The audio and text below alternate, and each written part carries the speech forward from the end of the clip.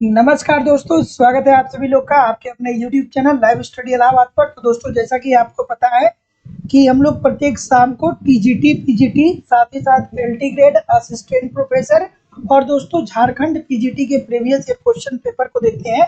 और साथ ही साथ इस सेशन में हम लोग ऐसे प्रश्नों का भी समावेश करते हैं जो प्रश्न इन परीक्षाओं के दृष्टिकोण से महत्वपूर्ण है। तो ये दोस्तों ऑब्जेक्टिव की क्लास होती है यूट्यूब पे प्रत्येक दिन शाम को 7 बजे। और वहीं जो दोस्तों हमारी इकोनॉमिक्स की दूसरी क्लास होती है वो लाइव स्टडी इलाहाबाद के मोबाइल एप्लीकेशन पे होता है। यहाँ पे हम लोग कंप्लीट इकोनॉमिक्स को पढ़ते हैं, क्योंकि अगर जो इकोनॉमिक्स का कॉन्सेप्ट आपको नहीं पता है तो ऐसी स्थिति में ऑब्जेक्टिव क्वेश्चन को सॉल्व करने में बहुत सारी समस्याओं का सामना करना पड़ता है। तो दोस्तों लाइव स्टडी इलाहाबाद के मोबाइल एप्लीकेशन पे आपको A to Z सारी इकोनॉमिक्स पढ़ाई जा रही है। साथ ही साथ दोस्तों यहाँ पे आपको इकोनॉमिक्स के सारे नोट्स भी प्रोवाइड कराए जा रहे हैं और साथ ही साथ दोस्तों आपको बहुत सारे यहाँ पे टेस्ट सीरीज प्रोवाइड किए जाते हैं। ठीक है, तो जैसा कि दोस्तों आपको पता है कि इकोनॉमिक्स की सबसे बड़ी समस्या ये है कि नोट्स नहीं मिल पाते हैं। नोट्स नहीं मिल पाते हैं या मिल भी जाते हैं तो इतने कॉम्प्लिकेटेड होते हैं कि समझ में नहीं आता है पढ़ना क्या है छोड़ना क्या है। तो सिंपल सटीक भाषा में सारे नोट्स आपको दिए जा रहे हैं। आपका दोस्तों वहाँ पे टेस्ट सीरीज करवाया जा रहा है, जिससे एक क्वेश्चन को बार बार आप मतलब आप देख सकते हैं कि आपकी तैयारी कैसी चल रही है और आपके एग्जाम में किस प्रकार के प्रश्न बनते हैं। ठीक है, और आपको ये भी पता चल आपके पास दोस्तों बहुत सारा क्वेश्चन बैंक भी हो जाएगा और एग्जाम जब आपका करीब आएगा तो मैं वहाँ पे आपको करंट भी क्लियर करा दूंगा। वैलिडिटी ऑफ कोर्स आपकी लाइफ टाइम है। एडमिशन ओपन है दोस्तों। एडमिशन की फीस केवल और केवल 2000 रुपये है। तो 2000 रुपये आपको पेमेंट करना पड़ेगा इस नंबर पे 9415 863 873 पे। गूगल पे, फोन पे या पेटीएम के माध्यम से आप पेमेंट करेंगे और इसका स्क्रीनशॉट आपको इसी व्हाट्सएप नंबर पे सेंड करना होगा। दोस्तों अगर जो आप ईमानदारी से एप्लीकेशन पे 1 या 2 घंटे 1 घंटे 30 मिनट या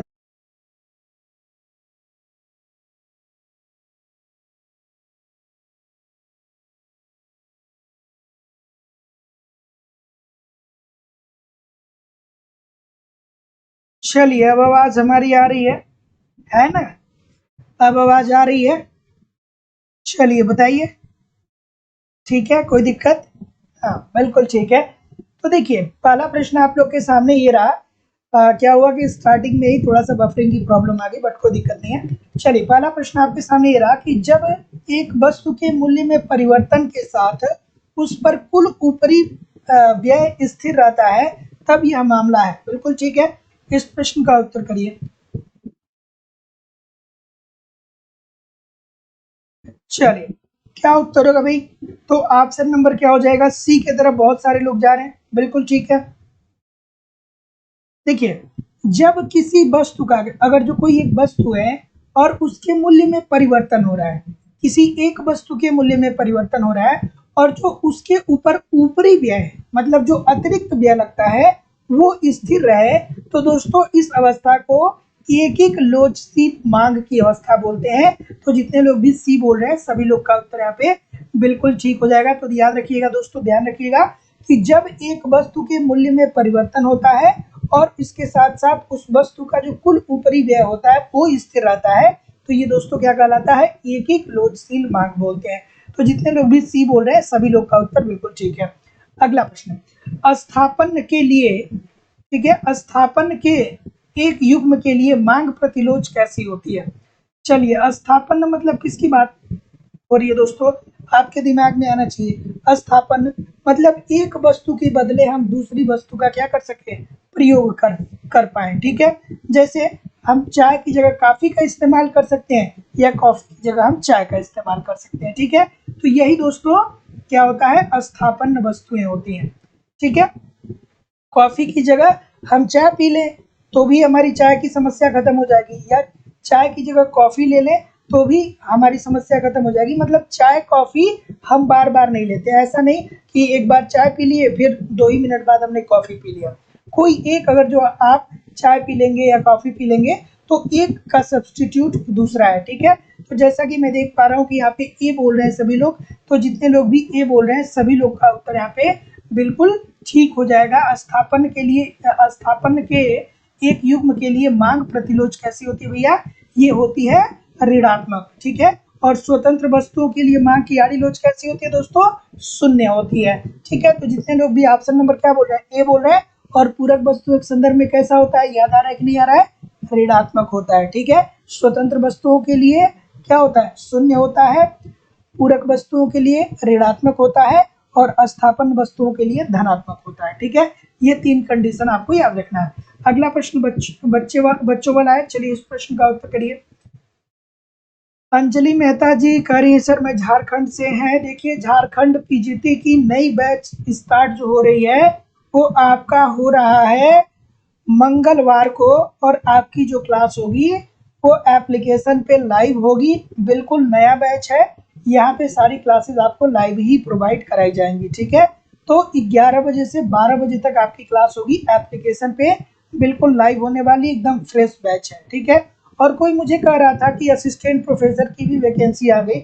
चूंकि मैं क्लास जैसे स्टार्ट करने वाला था वैसे इन्फॉर्मेशन मिला, तो मैं इसकी जांच पड़ताल नहीं कर पाया हूँ। तो थोड़ा सा किसी को अगर जो सटीक इसका अगर जो सटीक जानकारी हो तो बताइए, क्या असिस्टेंट प्रोफेसर की वैकेंसी आ गई है क्या? ठीक है, थोड़ा सा कमेंट करके मुझे जरूर बताइएगा अगर जो आपको मालूम होगा तो। ठीक है, ये क्या होता है भैया, सीमांत आय, E R is equal to क्या होता है, A R upon A R minus M R. यही तो होता है ना दोस्तों, यही तो होता है ना। तो इसमें ए आर का मान कितना दिया है, ए आर का मान 40 दिया है। ठीक है, अपान ए आर है तो ए आर ही होगा, और माइनस एम आर का मान कितना दिया है, 20 दिया है। तो कितना उत्तर हो जाएगा भैया, तो जितने लोग भी ए की तरफ बोल रहे हैं सभी लोग का उत्तर यहाँ पे बिल्कुल ठीक हो जाएगा। ये भैया 2 हो जाएगा ना इसका, तो इसका मतलब कि क्या हो जाएगा, इकाई से अधिक हो जाएगा, A this is the right answer हो जाएगा। ठीक है, चलिए अगले प्रश्न की तरफ मूव करेंगे। अगला प्रश्न आपके सामने ये रहा। तो असिस्टेंट प्रोफेसर की भी वैकेंसी आ गई है, मुझे ऐसा लग रहा है कि जैसा कि आप लोग बता रहे हैं, है ना।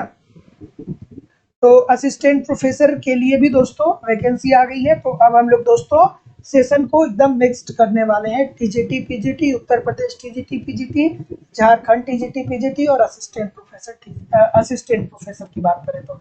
ठीक है, सबको अब मिक्स करने वाले हैं। चलिए बताइए इस प्रश्न का उत्तर। मांग की लोच अगर जो ई है, उत्पाद की कीमत ए है तथा सीमांत आय एम है, के मध्य निम्नलिखित में से कौन सा संबंध होगा भाई? चलिए बताइए इस प्रश्न का उत्तर। ऑप्शन नंबर क्या हो जाएगा? तो जितने लोग भी क्या बोल रहे हैं, डी बोल रहे हैं, डी बोल रहे हैं कि पी बोल रहे हैं, डी होगा कि बी होगा? थोड़ा सा ध्यान से देखिएगा, क्योंकि गलतियां बहुत होती हैं भैया, गलती बहुत होती है यहाँ पे। और जितने लोग भी बी कर रहे हैं ना, थोड़ा सा आप ध्यान दीजिए। ठीक है, बी वाले में थोड़ा सा आपको ध्यान देना है। ये दोस्तों ऑप्शन नंबर डी हो जाएगा। देखिए दोस्तों, 2 इक्वेशन होते हैं, एक इज इक्वल एक होता है M R is equal to A R 1 upon e minus 1, एक पहला होगा। या इसी को दूसरे तरीके से कैसे लिखा जाता है, ए आर पक्षांतर कर दीजिए, तो A R is equal to क्या हो जाएगा, एम आर ब्रैकेट में ई माइनस 1 अपान 1। ठीक है, तो देखिए दोनों बहुत कंफ्यूजन है, दोनों बहुत कंफ्यूजन लिए हुए हैं। तो यहाँ का जो उत्तर हो जाएगा वो क्या हो जाएगा, डी उत्तर हो जाएगा। ये दोनों कंडीशन देखिएगा, पक्षांतर करने की बात है। ठीक है, ये नीचे ऊपर वाले से आप लोग कंफ्यूज होते हैं। तो M R is equal to A R bracket में 1 माइनस ई माइनस 1 होता है, या ए आर की बात करें, यहाँ पे एम आर है और यहाँ पे ए आर की बात करें तो A R is equal to M R bracket में ई माइनस 1 अपान 1। ये दोनों दोस्तों आपको थोड़ा सा नोट डाउन करके रखना चाहिए। ठीक है, चलिए आगे मूव करेंगे कि यदि मांग की लोच delta x upon delta P upon P तथा delta P upon P is equal to 0 हुआ है, और जो 0 दिया हुआ है, तो इसकी मांग की लोच कैसी होगी? चलिए इस प्रश्न का उत्तर करिए। हाँ ठीक है, तो कंफ्यूजन होता है, इसीलिए मैं तो बोलता हूँ ना भैया कि आप थोड़ा सा क्या करिए, कि आप थोड़ा सा चीजों को नोट डाउन भी किया करिए, है ना। 2 कंडीशन वहां पे बनते हैं। ऑप्शन नंबर क्या हो जाएगा भाई? बिल्कुल ठीक है, ए के तरफ कुछ लोग जा रहे हैं भैया। जितने लोग भी ये जा रहे हैं ना, आप अपने दिमाग का इस्तेमाल नहीं कर रहे हो। आप किसका इस्तेमाल कर रहे हो? आप इस्तेमाल ये कर रहे हो कि अरे सर पहले आपने बताया है। यहाँ पे देखिए, यहाँ पे मामला अलग है, यहाँ पे मामला अलग है। यहाँ पे डेल्टा पी अपान पी दिया है।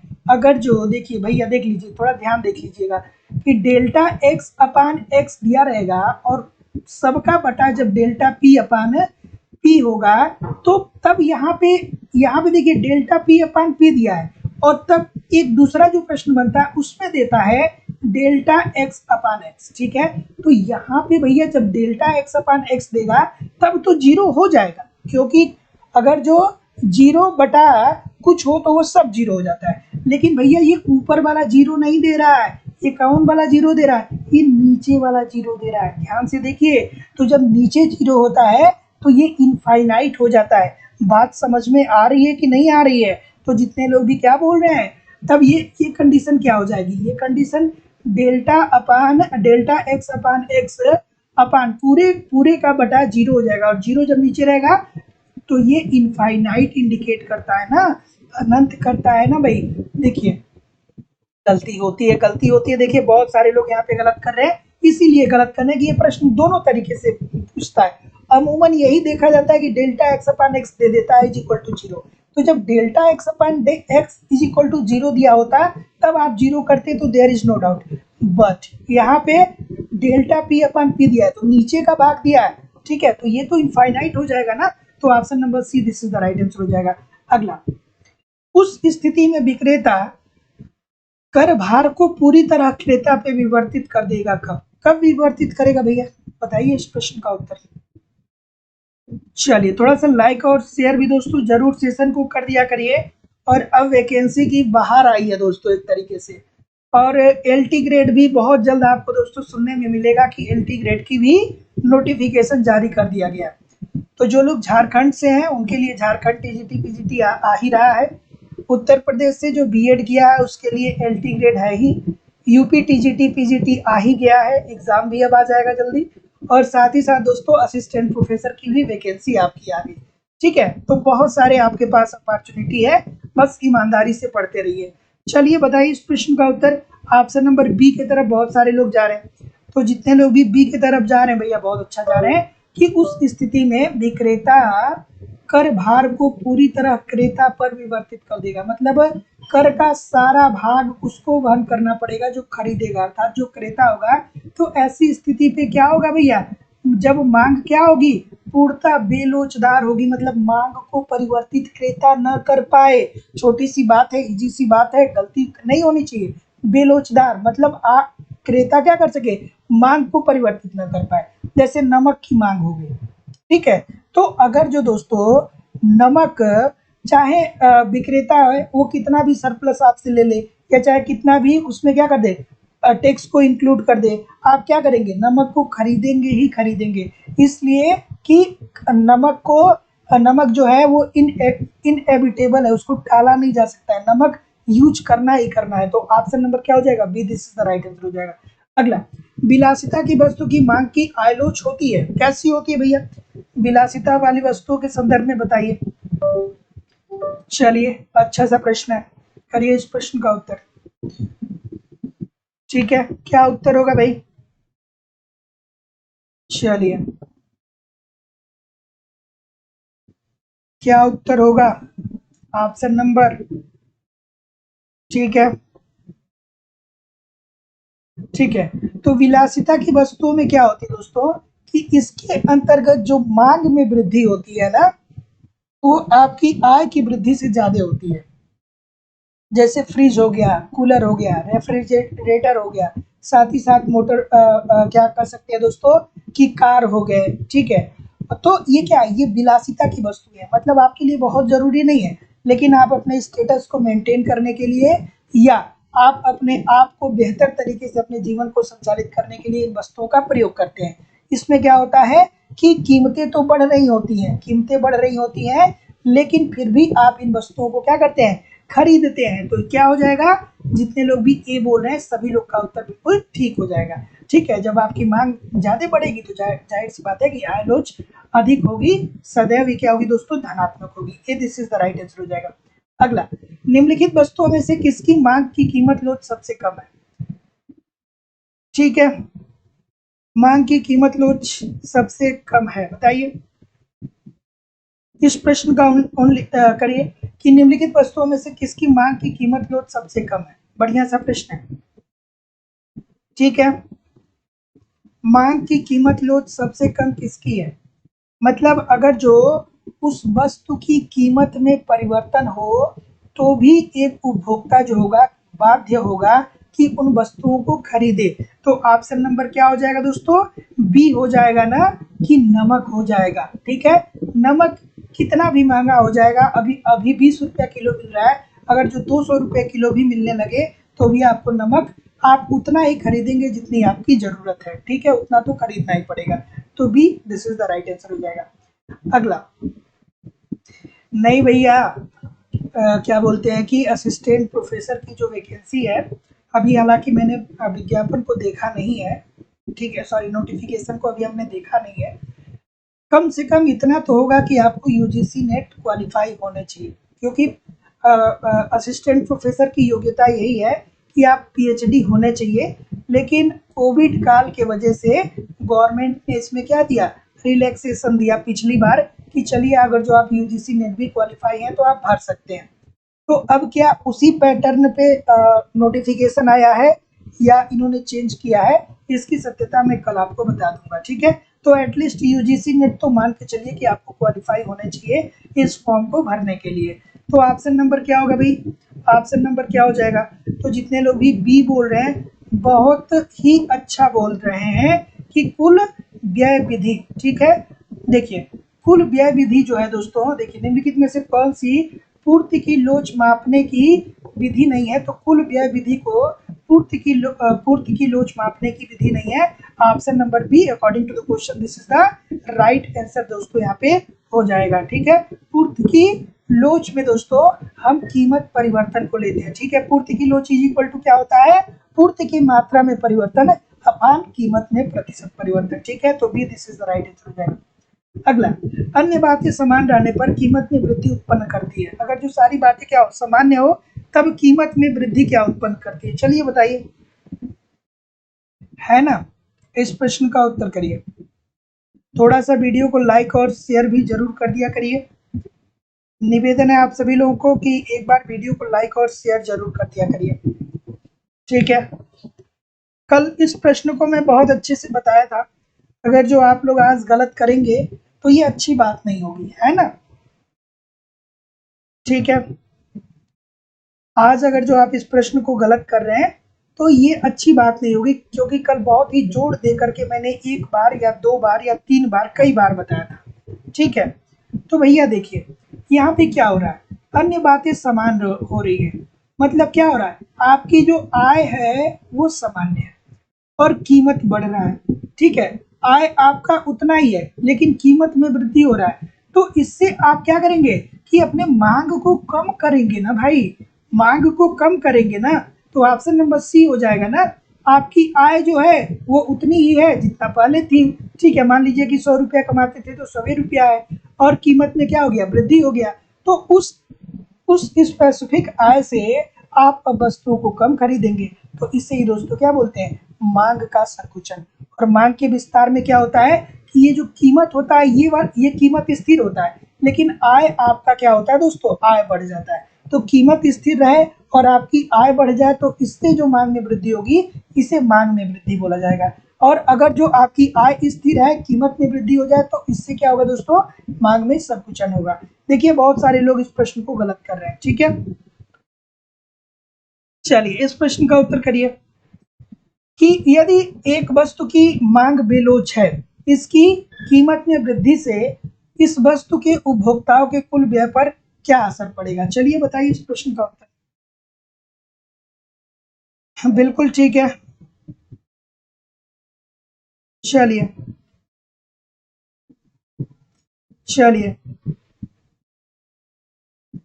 कि यदि एक वस्तु की मांग बेलोच है, मतलब उसमें परिवर्तन नहीं आ रहा है, उसकी कीमत में अगर जो वृद्धि हो जाए तो इस वस्तु के उपभोक्ताओं के कुल व्यय पर क्या असर पड़ेगा?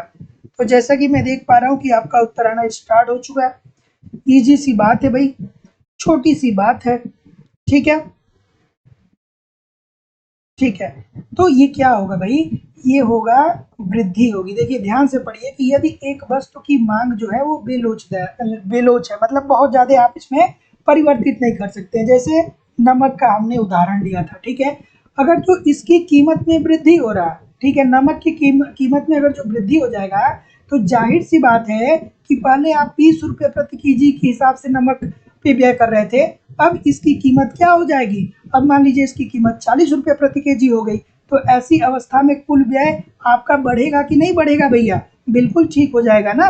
तो ए उत्तर हो जाएगा ना। सी की तरफ कहाँ जा रहे हैं, सी के तरफ कहाँ जा रहे हैं, इतनी बड़ी बड़ी गलती क्यों कर रहे हैं भाई, इजी सी बात है फिर भी गलत कर रहे हैं, है ना।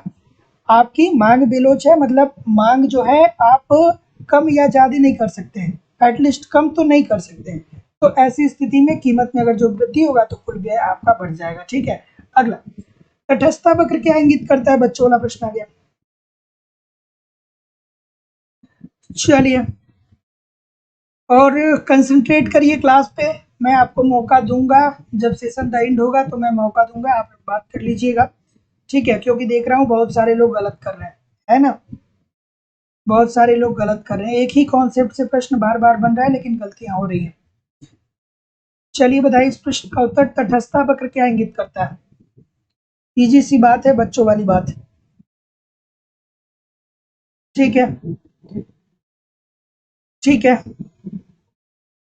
बिल्कुल ठीक है। ऑप्शन नंबर, कुछ लोग ए बोल रहे हैं, कुछ लोग डी बोल रहे हैं, ऐसा क्यों बोल रहे हैं भैया, ठीक है। तो तटस्थता वक्र के अंतर्गत दोस्तों एक बात तो सत्य है कि तटस्थता वक्र के अंतर्गत हम दो वस्तुओं के संयोगों को चुनते हैं, एक वस्तु की उपयोगिता अगर जो बढ़ रही है तो दूसरी वस्तु की उपयोगिता क्या हो रही है, कम हो रही है।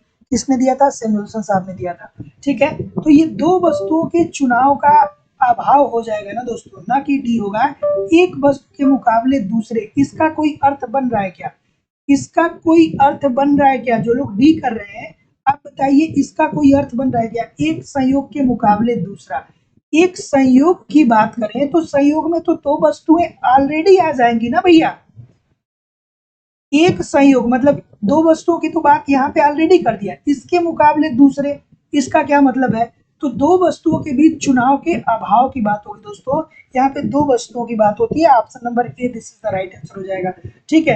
अगले प्रश्न की तरफ मूव करेंगे, अगला प्रश्न आपके सामने ये रहा कि उपभोक्ता संतुलन के लिए द्वितीय क्रम की शर्त है, उपभोक्ता संतुलन के लिए जो दूसरा क्रम है उसकी शर्त क्या है, चलिए बताइए, ठीक है, इस प्रश्न का उत्तर करिए, बिल्कुल ठीक है,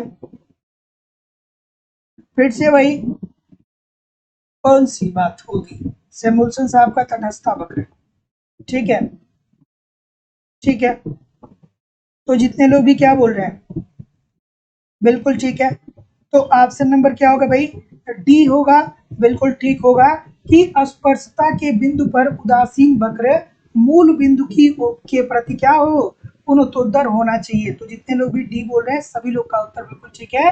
तो उपभोक्ता संतुलन के लिए जो द्वितीय क्रम है उसकी आवश्यक शर्त यह है कि स्पर्शता के बिंदु पर उदासीनता वक्र मूल बिंदु की ओर क्या होना चाहिए, उत्तरोत्तर होना चाहिए, तो ऑप्शन नंबर क्या हो जाएगा, D this is the right answer, सभी लोग कर भी रहे हैं। अगला प्रश्न थोड़ा सा मैनेज कर देता हूँ, थोड़ा सा मैनेज कर देता हूँ, है ना।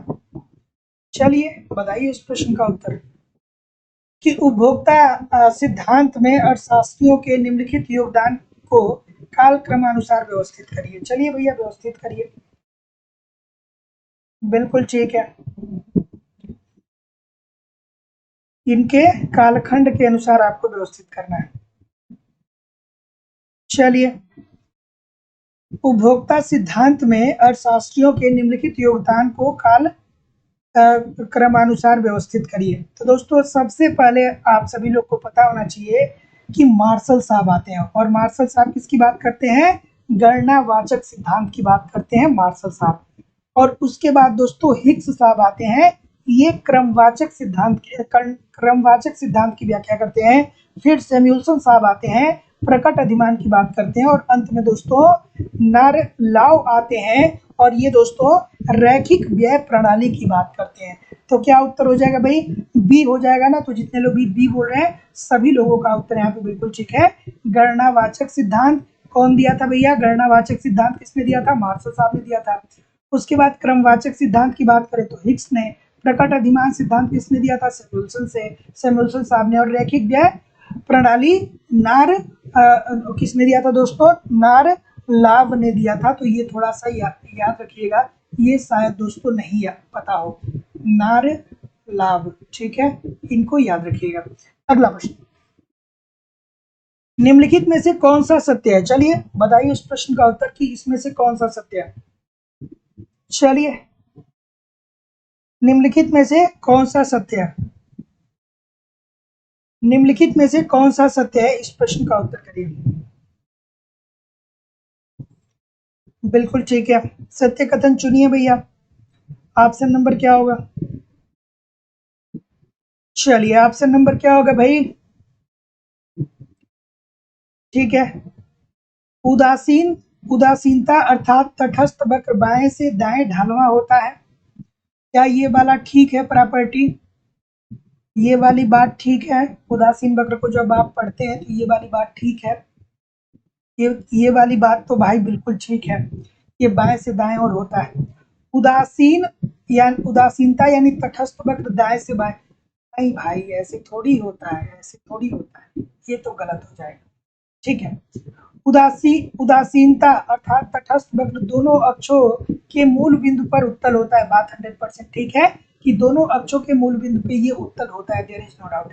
अगला है कि उदासीनता तटस्थ वक्र कभी भी एक दूसरे को नहीं काटता, ये भी बात बिल्कुल ठीक है। तो ऑप्शन नंबर सी हो जाएगा, बच्चों वाली बात है। तो जितने लोग भी सी बोल रहे हैं सभी लोग का उत्तर यहाँ पे बिल्कुल ठीक हो जाएगा। ऑप्शन नंबर बी ही केवल रॉन्ग है और जितने भी है सब कुछ सही है। ठीक है, अगला प्रश्न कि तटस्थता वक्र विश्लेषण में एक वस्तु की कीमत में कमी के परिणाम स्वरूप क्या होता है?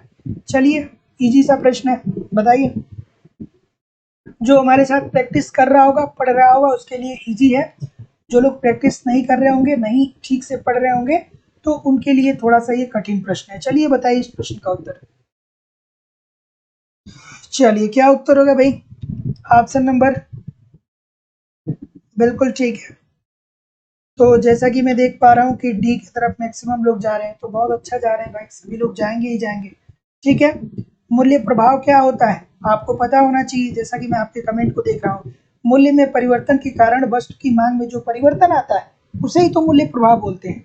छोटी सी बात है, मूल्य प्रभाव क्या होता है कि अगर जो मूल्य में परिवर्तन आ रहा है तो उसके कारण जो मांग में परिवर्तन होता है वही तो हमारा दोस्तों क्या होता है? मूल्य प्रभाव होता है। तो जितने लोग भी डी बोल रहे हैं कि आय भी होता है और प्रतिस्थापन भी होता है, सभी लोग का उत्तर बिल्कुल ठीक है, आय एवं प्रतिस्थापन प्रभाव दोनों होते हैं। तो ऑप्शन नंबर डी बिल्कुल सही है। अगला, उदासीन वक्र एक दूसरे को नहीं काटते हैं। जो लोग पुराने समय से जुड़े हैं शांत रहिएगा, थोड़ा सा रेस्ट कर लीजिए, थोड़ा सा रेस्ट कर लीजिए, थोड़ा इंतजार भी कर लीजिए। चलिए बताइए इस प्रश्न का उत्तर, है ना? चलिए बताइए इस प्रश्न का उत्तर, उदासीन वक्र एक दूसरे को क्यों नहीं काटते हैं भाई? ठीक है, ठीक है, तो ऑप्शन नंबर क्या उत्तर होगा? कुछ महानुभाव बी की तरफ जा रहे हैं। बी की तरफ क्यों जा रहे हैं भैया? तो बी की तरफ क्यों जा रहे हैं? कुछ सी भी बता रहे। ठीक है, ऑप्शन नंबर डी होगा, बी की तरफ इतने सारे लोग जा रहे हैं। भाई देखिए, उदासीन वक्र जो होते हैं एक दूसरे को इसलिए नहीं काटते हैं क्योंकि अधिमान वक्र जो होता है वो संतुष्टि के एक निश्चित स्तर को प्रकट करते हैं, है ना?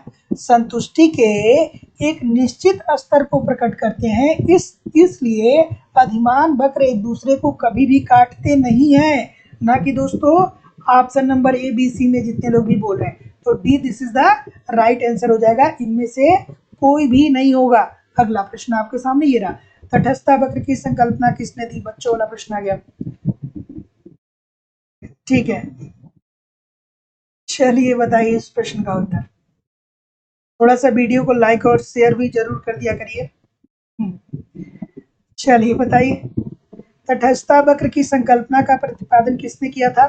तो जैसा कि मैं देख पा रहा हूँ कि आप लोग क्या बोल रहे हैं भैया, छोटी सी बात है, बिल्कुल ठीक है,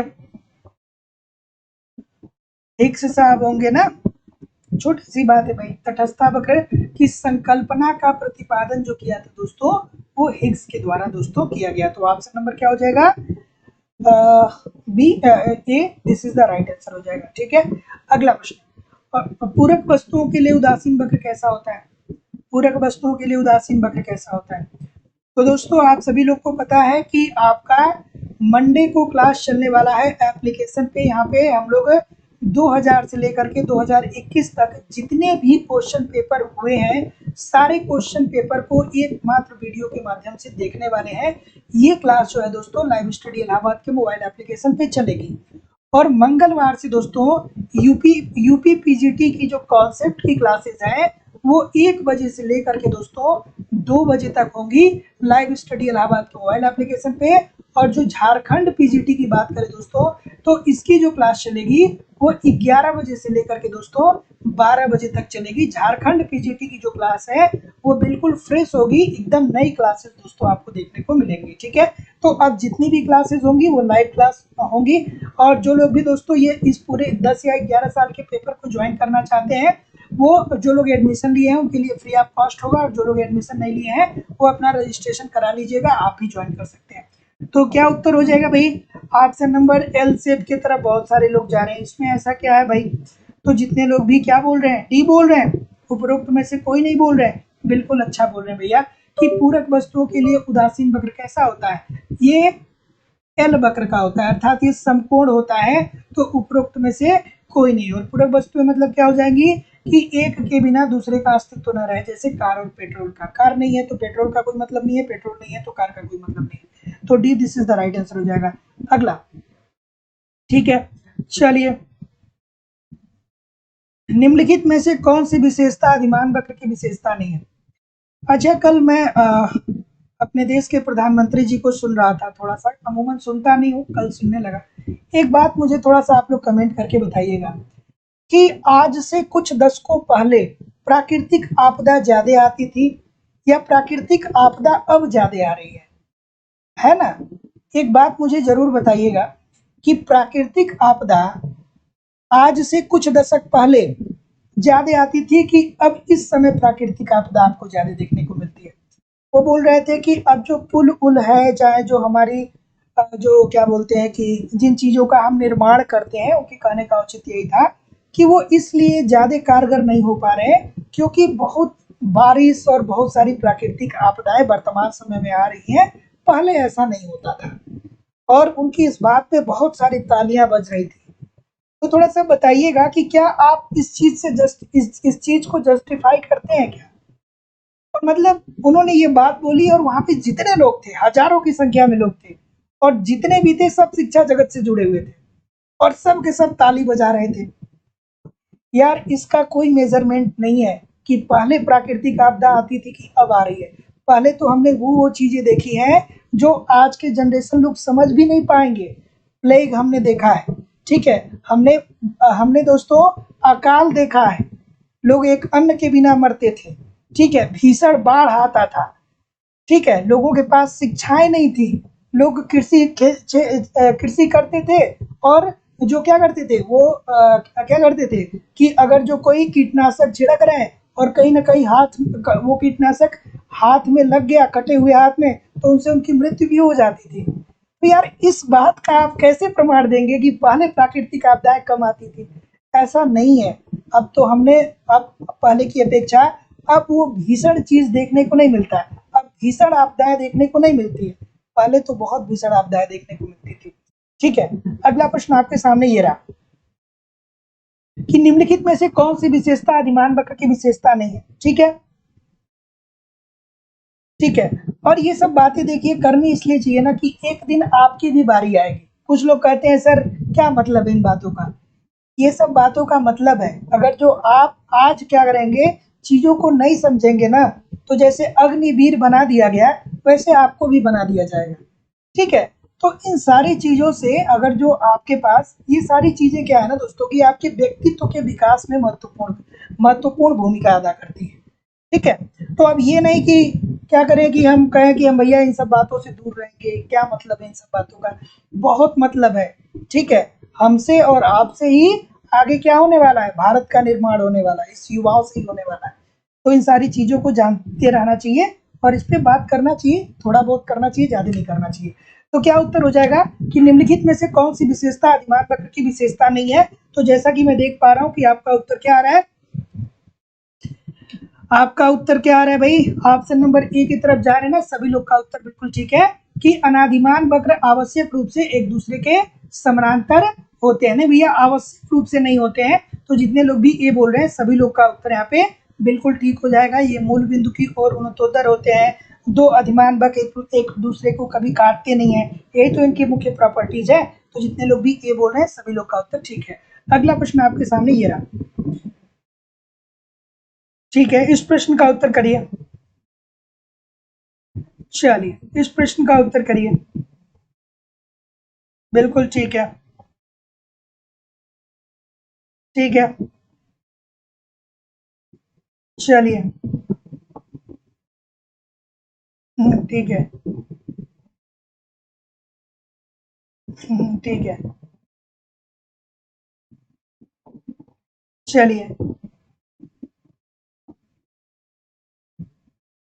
ठीक है, इस प्रश्न का उत्तर करिए कि यदि वस्तुएं पूर्ण पूरक होंगी तो उदासीन वक्र का आकार कैसा होगा।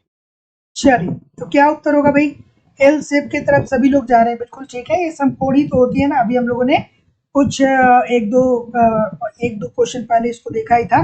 तो option number A this is the right answer हो जाएगा। यदि वस्तुएं पूर्ण पूरक है तो उदासीन वक्र का आकार कैसा होगा, एल आकार का होता है। अर्थात दोस्तों ये क्या होता है, समकोण होता है। तो जितने लोग भी क्या बोल रहे हैं, ये बोल रहे हैं, सभी लोग का उत्तर बिल्कुल ठीक हो जाएगा। ऐसा होता क्यों है, ऐसा इसलिए होता है कि दो वस्तुओं के बीच प्रतिस्थापन की सीमांत दर क्या होती है, स्थिर होती है। अगला, चलिए इस प्रश्न का उत्तर करिए। बिल्कुल ठीक है, चलिए ठीक है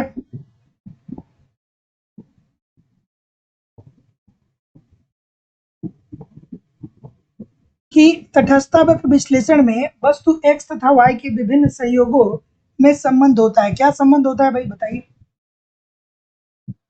ठीक है, चलिए ऑप्शन नंबर ए की तरफ कुछ लोग जा रहे हैं। भाई छोटी सी बात है, बच्चों वाली बात है कि तटस्थता वक्र विश्लेषण में वस्तु x तथा y के विभिन्न संयोगों में संबंध यह होता है कि वस्तु x अगर जो बढ़ेगी तो वस्तु y घटेगी। यही तो होता है ना कि दो वस्तुएं हैं, दो वस्तुओं में अगर जो एक की उपयोगिता आपकी बढ़ रही है, एक के अधिमान आप है, तो दूसरी वस्तु को आपको क्या करना है, कम करना है, या दूसरी वस्तु की उपयोगिता आपकी क्या हो जाएगी, कम हो जाएगी।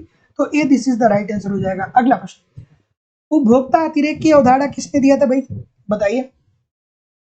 उपभोक्ता अतिरेक की अवधारणा किसके द्वारा दिया गया।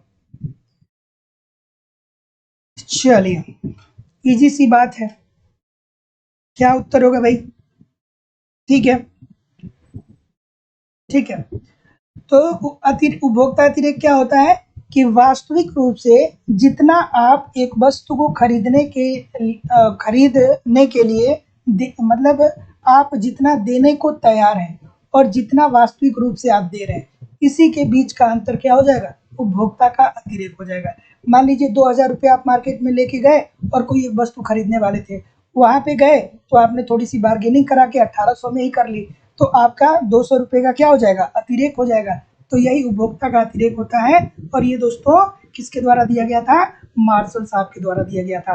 तो D this is the right answer हो जाएगा। उपभोक्ता अतिरेक की अवधारणा किसने दिया था, मार्शल ने दिया था। क्या कहा था कि जो वास्तविक में हम देने को तैयार जितना पैसा हम देने को तैयार होते हैं और जितना वास्तविक रूप से देते हैं, इसी के बीच का जो अंतर होता है ये उपभोक्ता का अतिरेक होता है। अगला प्रश्न मेरा, चलिए कि उत्पादक का अतिरेक किसके बीच अंतर के बराबर होता है। ठीक है, उत्पादक का अतिरेक किसके बीच अंतर के बराबर होता है, चलिए बताइए इस प्रश्न का उत्तर। ऑप्शन नंबर क्या हो जाएगा भाई, तो जैसा कि मैं देख पा रहा हूं, क्या बोल रहे हैं भैया, बी बोल रहे हैं, और कोई महानुभाव, कुछ लोग ए की तरफ बोल रहे हैं, और कोई, चलिए कुछ लोग ए कुछ लोग बी, बहुत सारे लोग बी बोल रहे हैं। बी क्यों बोल रहे हैं भाई, बी में ऐसा क्या है कि बी बोल रहे हैं। और ये जो पुराने लोग गलत करते हैं ना, बहुत गुस्सा आती है मुझे। ठीक है, ये कीमत तथा सीमांत लागत वक्र होगा ना दोस्तों, तो ऑप्शन नंबर ए हो जाएगा ना दोस्तों। कीमत तथा सीमांत लागत वक्र के बीच के अंतर को ही दोस्तों उपभोक्ता क्या बोलते हैं, उत्पादक का अतिरेक बोलते हैं। ठीक है, आप दूसरे शब्दों में कह सकते हैं कि कोई उत्पादक जिस कीमत पर अपना उत्पाद बेचने को तैयार रहता है और वास्तव में जिस जिस कीमत पर वो बेचता है उसके बीच के जो आधिक्य होते हैं, यही उत्पादक का अतिरेक होता है। तो जितने लोग भी ये बोल रहे हैं सभी लोग का उत्तर यहाँ पे बिल्कुल ठीक हो जाएगा। अगला प्रश्न, उपभोक्ता अधिशेष के बीच का अंतर होता है। अच्छा, उपभोक्ता अधिशेष की बात कर रहे हैं, बताइए। ठीक है, ठीक है, चलिए चलिए इस प्रश्न का उत्तर करिए। क्या उत्तर होगा भाई? ऑप्शन नंबर ए की तरफ कुछ लोग जा रहे हैं, और कोई? बिल्कुल ठीक है, ठीक है। तो जितने लोग भी क्या बोल रहे हैं, ये बोल रहे हैं, बिल्कुल ठीक बोल रहे हैं। और दोस्तों एक बात याद रखिएगा कि उपभोक्ता अधिशेष की जो अवधारणा सबसे पहले प्रकट किया था वो किसने किया था? कमेंट करके जरूर बताइए कि उपभोक्ता अधिशेष की अवधारणा या विचार सबसे पहले किसने प्रकट किया था, जरूर कमेंट करके बताइए। ठीक है, तो उपभोक्ता अधिशेष वह मूल्य जो उपभोक्ता चुकाना चाहता है और वह मूल्य जो वास्तव में वो चुकाता है, इसी के बीच क्या होता है दोस्तों? अंतर होता है। तो option number A this is the right answer हो जाएगा। अगला प्रश्न आपके सामने ये रहा, वास्तविक लागत की विचारधारा का प्रतिपादन किया गया किसके द्वारा? चलिए, ड्यूपिट ने किया था, एब्सोल्युटली राइट। रावण कुमार जी, अमरेश यादव जी, ललिता रानी जी, बिल्कुल ठीक है, रश्मि तिवारी जी, अदिति जी, बृष्टि जी, अनीस जी, रेणु जी, बिल्कुल ठीक है, 100% ठीक है। ड्यूपिट ने किया था। कब किया था भैया? आप लोग को ये भी पता होना चाहिए, 1844 ईस्वी में किया था। अगला प्रश्न, कि वास्तविक लागत की विचारधारा का प्रतिपादन किया गया किसके द्वारा किया गया भाई, बताइए। चलिए, तो ऑप्शन नंबर ए की तरफ मैक्सिमम लोग जा रहे हैं, और कोई भाई? तो जितने लोग भी ए की तरफ जा रहे हैं बहुत अच्छे जा रहे हैं भैया। तो जितने लोग भी वास्तविक लागत की अवधारणा का प्रतिपादन किया था प्रतिष्ठित अर्थशास्त्रियों ने बोल रहे हैं, सभी लोग का उत्तर यहाँ पे दोस्तों बिल्कुल ठीक हो जाएगा। Option number A according to the question this is the right answer हो जाएगा। और इन्होंने क्या कहा था कि उत्पादन प्रक्रिया में जितनी भी आपकी लागत सम्मिलित होती है वही क्या है, उस उत्पादन की वास्तविक लागत है। तो जितने लोग भी ये बोल रहे हैं ठीक बोल रहे हैं। अगला, औसत स्थिर लागत, ठीक है, बताइए थोड़ा सा इस प्रश्न को। औसत स्थिर लागत की बात कर रहा है। चलिए,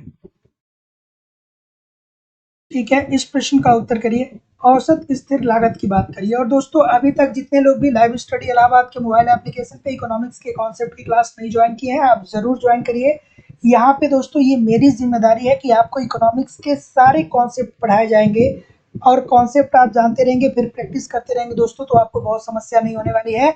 साथ ही साथ पूरी इकोनॉमिक्स की दोस्तों आपको नोट्स दी जा रही है। उसके अतिरिक्त आपको बहुत सारे टेस्ट सीरीज दिए जा रहे हैं। एग्जाम करीब आएगा तो मैं आपका करंट कवर करा दूंगा। 2000 से लेकर के 2021 तक जितने भी प्रीवियस ईयर में क्वेश्चन हुए हैं, सारे क्वेश्चनों को भी दोस्तों मैं वहां पे आपको कवर करा रहा हूँ। इट मीन्स कुछ भी दोस्तों आपका छूटने वाला नहीं है। एप्लीकेशन पे ईमानदारी से 2-2 क्लास पढ़ते रहिए, एक क्लास यहाँ पे पढ़ते रहिए, सब कुछ आपका कवर होने वाला है। टेस्ट सीरीज देते रहिए, नोट्स पढ़ते रहिए, सब कुछ दोस्तों कवर होने वाला है। और एप्लीकेशन पे आपकी जो क्लास है वो मंगलवार से दोस्तों यूपी टीजीटी के लिए 1 बजे से लेकर के 2 बजे तक होगी, और यूपी टीजीटी पीजीटी के लिए 1 बजे से 2 बजे तक होगी, और झारखंड टीजीटी पीजीटी के लिए 11 बजे से 12 बजे तक होगी। झारखंड वाली जो क्लास होगी एकदम फ्रेश होगी दोस्तों।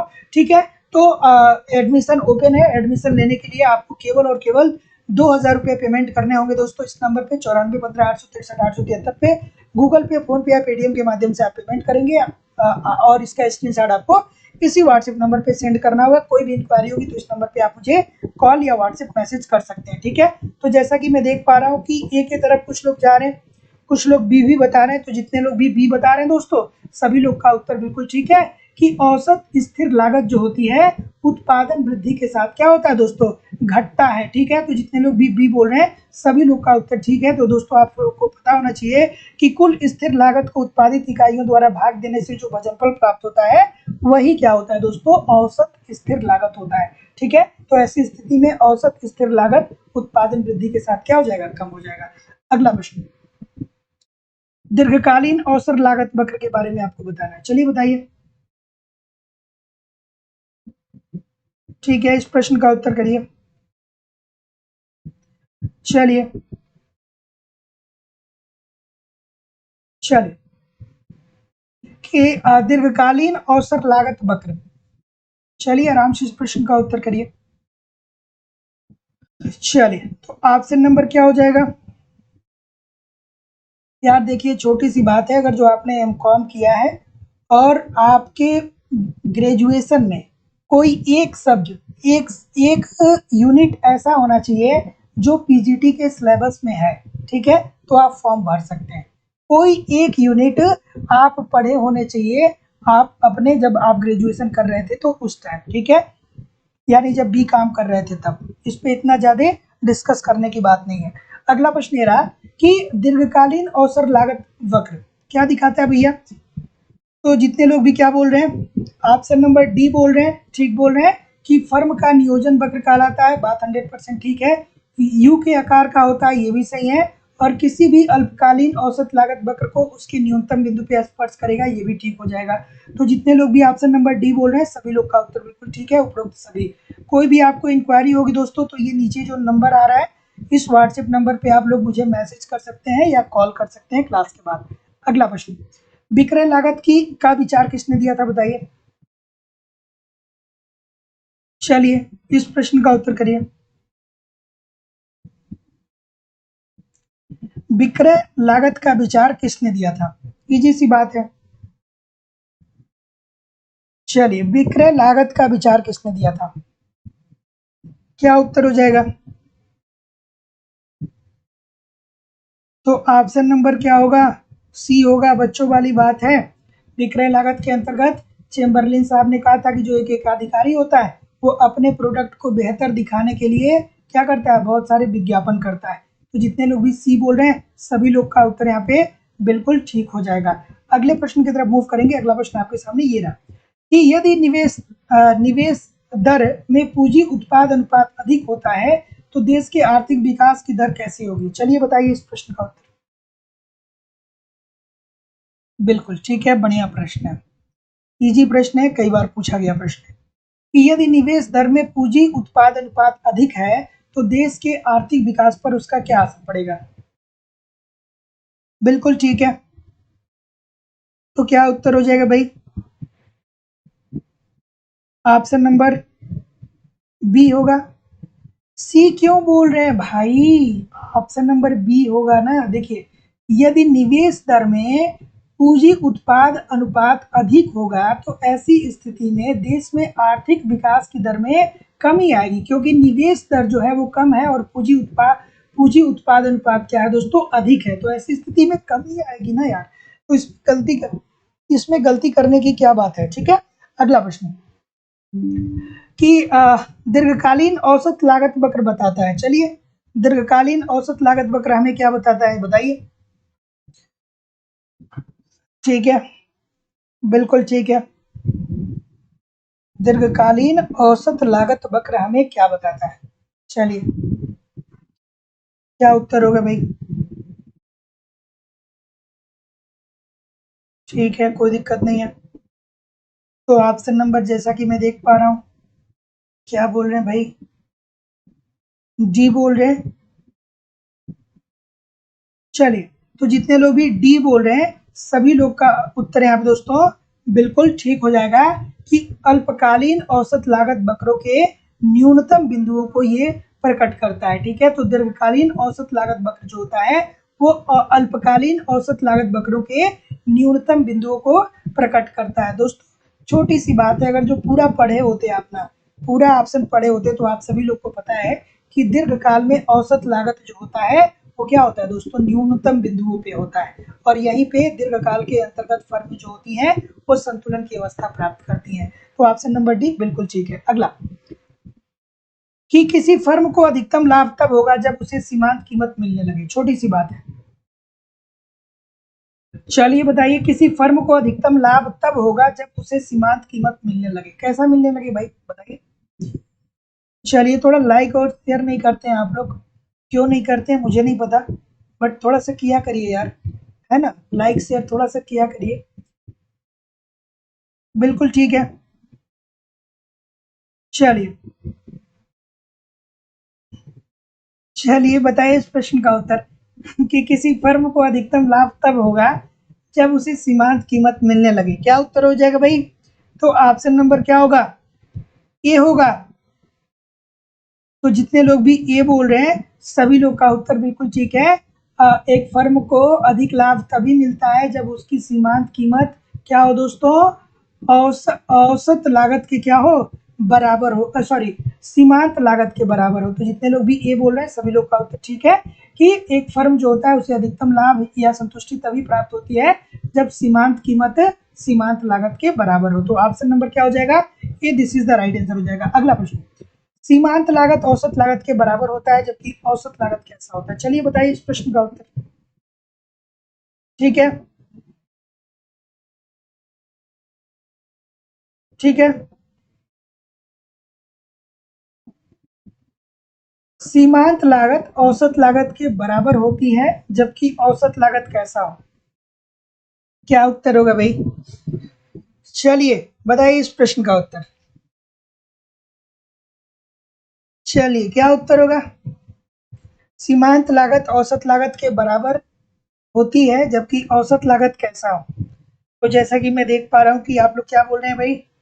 ये बोल रहे हैं, ये बोल रहे हैं, ये बोल रहे हैं, ये बोल रहे हैं, ठीक बोल रहे हैं कि ये न्यूनतम होता है। ठीक है, तो यही तो होता है ना दोस्तों कि सीमांत लागत औसत लागत के बराबर होता है जब औसत लागत क्या हो दोस्तों? न्यूनतम हो। और यहीं पे दोस्तों दीर्घकाल में क्या होता है? संतुलन की अवस्था एक फर्म प्राप्त करता है। तो ये this is the right answer हो जाएगा। अवसर लागत सिद्धांत से तात्पर्य क्या है? चलिए, पिछली बार इस प्रश्न को बहुत सारे लोग गलत किए थे, है ना। तो असिस्टेंट प्रोफेसर की भी वैकेंसी आ गई है, जैसा कि मुझे अभी न्यूज़ मिल रहा है। ठीक है, तो असिस्टेंट प्रोफेसर की भी क्लास चलेगी, आप बिल्कुल निश्चिंत रहिए। चलिए, कि अवसर लागत सिद्धांत से क्या तात्पर्य है? क्या उत्तर होगा भाई? ऑप्शन नंबर क्या होगा? ए की तरफ कुछ लोग जा रहे हैं, और कोई भैया? बिल्कुल ठीक है, ठीक है।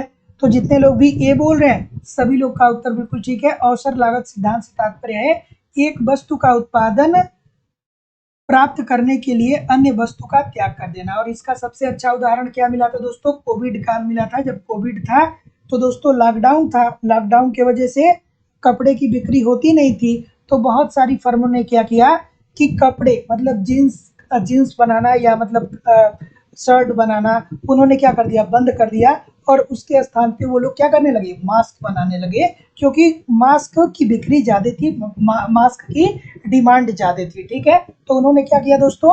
उन्होंने अपने उत्पादन को परिवर्तित कर दिया। ठीक है, तो option number A, this is the right answer हो जाएगा। अगला, औसत स्थिर लागत को प्राप्त किया जा सकता है। कैसे प्राप्त किया जा सकता है? ठीक है, औसत स्थिर लागत को प्राप्त किया जा सकता है। बिल्कुल ठीक है, इस प्रश्न का उत्तर करिए। क्या उत्तर होगा भाई? ऑप्शन नंबर बिल्कुल ठीक है।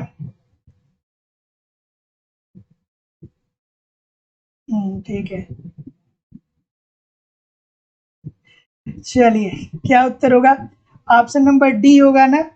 तो जितने लोग भी डी बोल रहे हैं, सभी लोग का उत्तर यहाँ पे बिल्कुल ठीक है। तो आप सभी लोग को पता होना चाहिए दोस्तों कि कुल स्थिर लागत को उत्पादित इकाइयों से अगर जो हम भाग देंगे, तो जो भजनफल प्राप्त होगा वही प्रति इकाई औसत लागत कहलाता है दोस्तों। तो जितने लोग भी क्या बोल रहे हैं? डी बोल रहे हैं, A F C is equal to T F C upon T Q, सभी लोग का उत्तर यहाँ पे बिल्कुल ठीक है। अगला प्रश्न, कि कर की मात्रा की तुलना में कीमतों में वृद्धि कम होती है जब? ऐसा कब होता है भाई, बताइए। ऐसा कब होता है बताइए, इस प्रश्न का उत्तर करिए। कर की मात्रा की तुलना में कीमतों में वृद्धि कम होती है ऐसा कब होता है? ऑप्शन नंबर क्या होगा? ध्यान से पढ़ेंगे, कंसंट्रेशन की जरूरत है। कंसंट्रेशन के साथ प्रश्न को करेंगे तो ठीक करेंगे, नहीं कंसंट्रेट हो गए करेंगे तो फिर गलत करेंगे। देखिए ध्यान से करिए कि कर की मात्रा की तुलना में कीमतों में वृद्धि कम हो रही, मतलब कर ज्यादा बढ़ रहा है। कर जो है वो एक उत्पादक को टैक्स ज्यादा देना पड़ रहा है, लेकिन वो कीमतों में वो कीमतों में इतना वृद्धि नहीं कर रहा है, मतलब कर ज्यादा देना पड़ रहा है और कीमत जो है उसकी कम है। तो ऐसी स्थिति में क्या होगा, फर्म की जो लागत होगी वो बढ़ेगी ना भाई, छोटी सी बात है, फर्म की लागत बढ़ जाएगी। तो फर्म लागत वृद्धि नियम के अंतर्गत उत्पादन कर रही है, मतलब जहां पे पहले वो क्या कर रहा था, 10 रुपया टैक्स दे रहा था, अब वो टैक्स, अब कर बढ़ रहा है, कीमत थोड़ी सी बढ़ रही है लेकिन टैक्स ज्यादा बढ़ रहा है। तो ऐसी स्थिति में 10 रुपये की जगह 12 रुपया आप टैक्स देगा, तो जाहिर सी बात है कि उसकी लागत में क्या होगी, वृद्धि होगी। तो ऑप्शन नंबर ए होगा ना।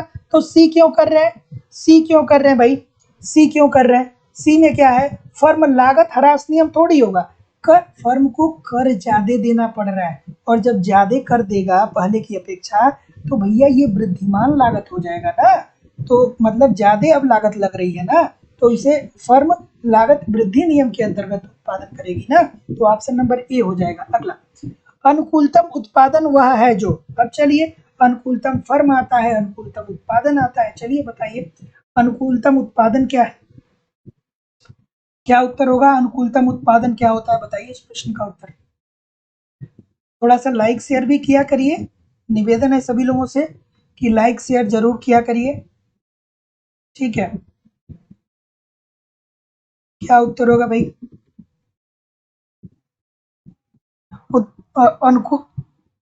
अनुकूलतम उत्पादन वह है जो, तो जितने लोग भी क्या बोल रहे हैं, सी बोल रहे हैं कि औसत लागत के न्यूनतम बिंदु पे उत्पादित होता है। भैया यही तो सारी फर्में जो होती हैं बेसिकली पूर्ण प्रतियोगिता के अंतर्गत, वो क्या चाहती हैं कि हमारी जो औसत लागत हो वो न्यूनतम हो जाए और हम जो उत्पादन कर पाए वो अधिकतम कर पाए।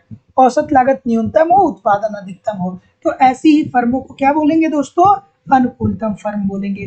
तो औसत लागत को न्यूनतम करना ही दोस्तों क्या होता है, फर्मों का लक्ष्य होता है। तो option number see this is the right answer, और ये मूल रूप से दोस्तों लॉन्ग टर्म में ही देखने को मिलता है। सकल लाभ इज इक्वल टू क्या होता है, बताइए सकल लाभ इज इक्वल टू क्या होता है? बिल्कुल ठीक है, क्या उत्तर हो जाएगा सकल लाभ के अंतर्गत? बिल्कुल ठीक है, क्या उत्तर होगा भाई? ठीक है, तो जैसा कि मैं देख पा रहा हूँ, बिल्कुल ठीक है, ऑप्शन नंबर सी अच्छा है, ठीक है, बढ़िया है, सही है। सकल लाभ क्या होता है, कुल आगम, मतलब जो कुल आय प्राप्त हो रहा है, ठीक है, कुल आगम, और उसमें से हम क्या कर देते हैं, घटा देते हैं, किसको, कुल अस्पष्ट लागत को प्लस कुल अस्पष्ट लागत को। तो कुल आगम में से हम किसको घटाएंगे, कुल अस्पष्ट लागत प्लस कुल अस्पष्ट लागत को। तो जितने लोग भी सी बोल रहे हैं सभी लोग का उत्तर यहाँ पे बिल्कुल ठीक हो जाएगा। अगला प्रश्न, अवसर लागत के पर्यायवाची हैं, बच्चों वाला प्रश्न है लेकिन गलतियां बहुत सारी होती हैं।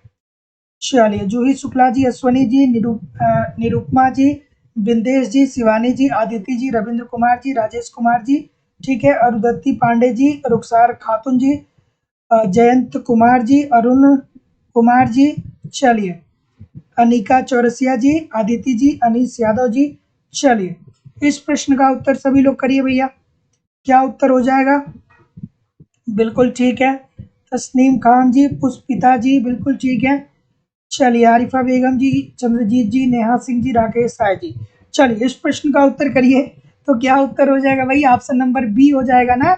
इसे हम वैकल्पिक लागत भी बोलते हैं, इसे हम हस्तांतरण आय भी बोलते हैं, और इसे हम हस्तांतरण मूल्य भी बोलते हैं। तो बी जितने लोग भी कर रहे हैं सभी लोग का उत्तर बिल्कुल ठीक हो जाएगा।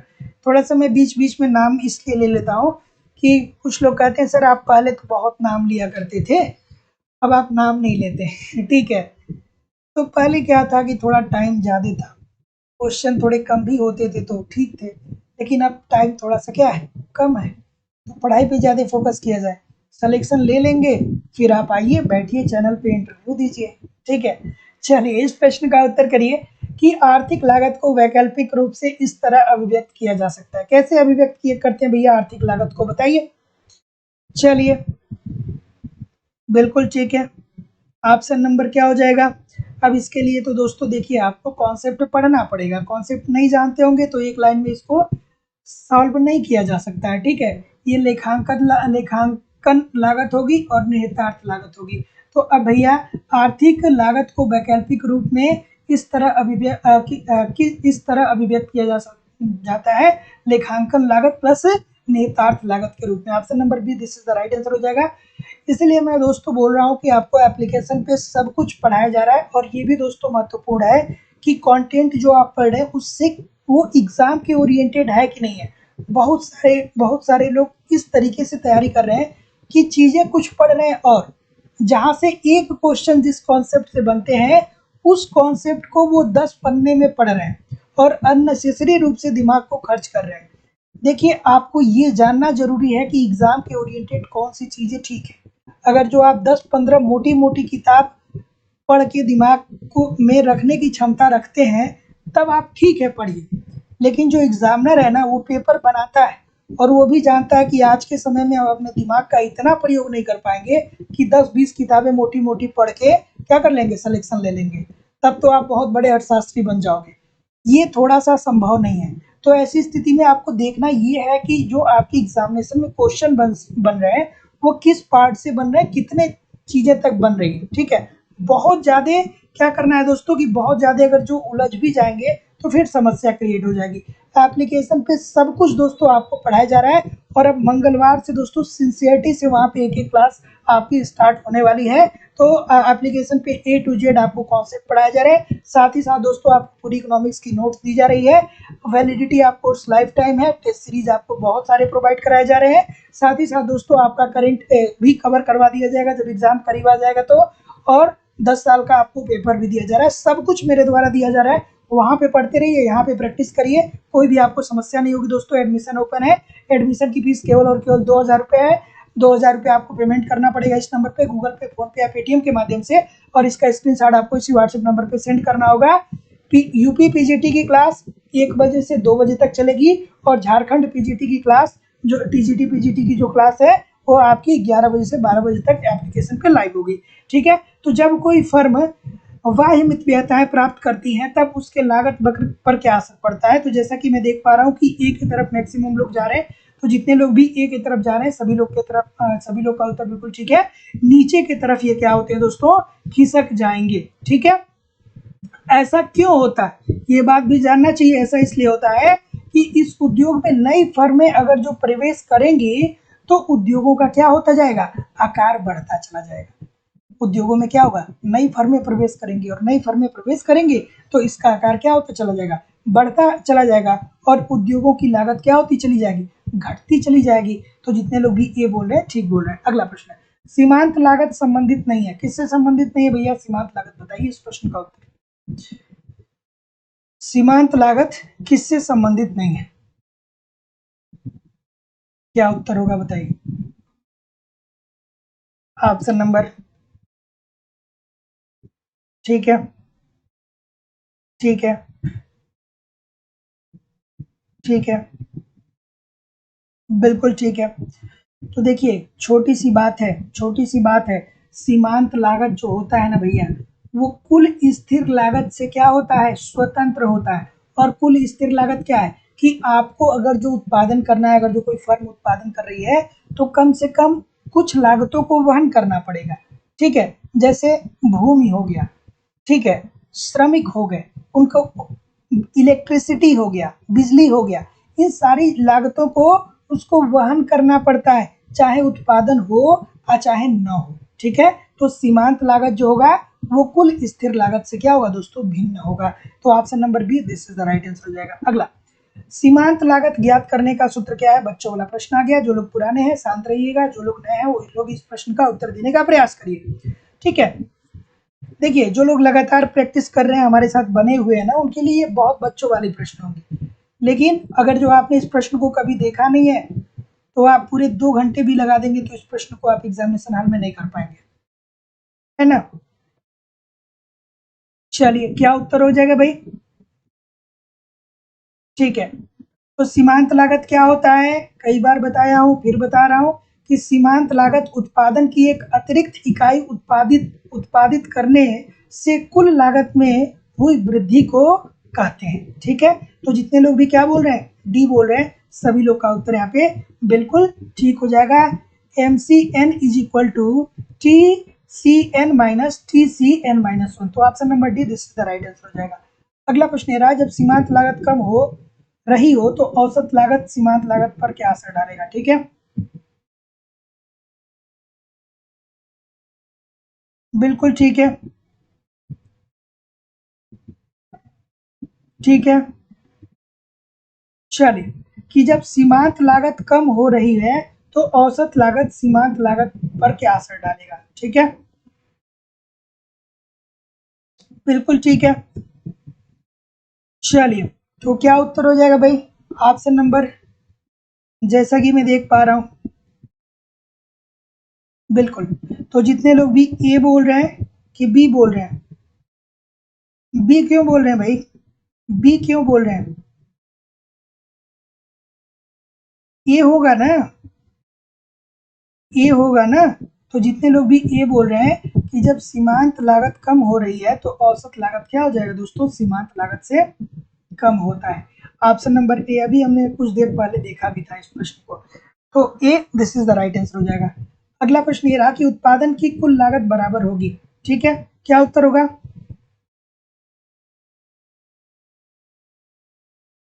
ठीक है, इस प्रश्न का उत्तर करिए। ठीक है, चलिए कि उत्पादन की कुल लागत बराबर होगी, और जो लोग भी एडमिशन लिए हैं, अगर जो आपकी टाइमिंग वो नहीं बन पा रही है तो आप बिल्कुल निश्चिंत रहिए। ठीक है, अगर जो आपको उस टाइम नहीं मिल रहा है मौका, या आप बाहर रहते हैं, तो वो क्लासेस रिकॉर्डेड हो जाएंगी, जब आपको मौका मिलेगा आप क्लास देख लीजिएगा। ठीक है, तो इस बात से निश्चिंत रहिए कि आप लाइव क्लास नहीं ज्वाइन कर पाएंगे। अगर जो लाइव क्लास नहीं ज्वाइन कर पाएंगे तो वो रिकॉर्डेड रहेगी, आप बाद में भी देख सकते हैं। ठीक है, तो बिल्कुल निश्चिंत रहिए। चलिए बताइए, उत्पादन की कुल लागत बराबर है, किसके बराबर है भाई?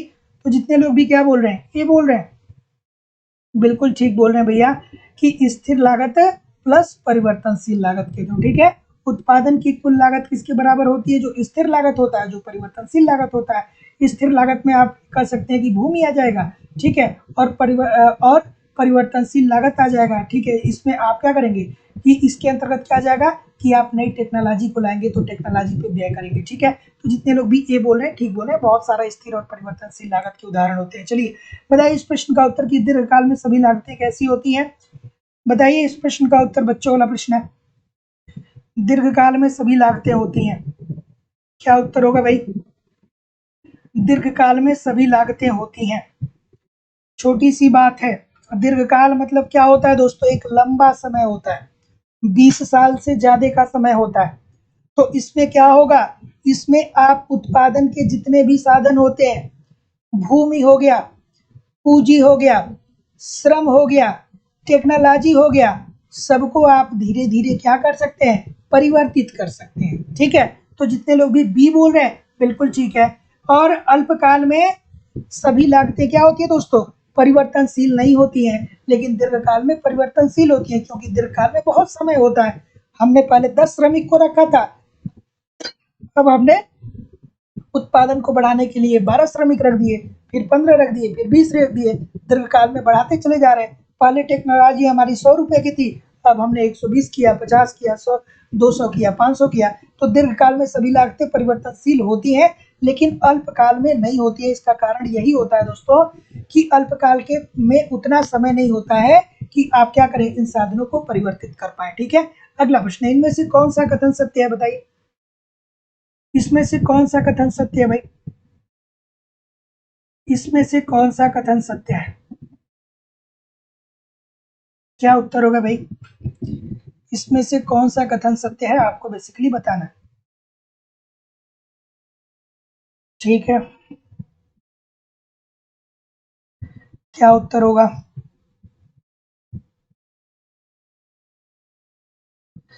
ऑप्शन नंबर क्या होगा?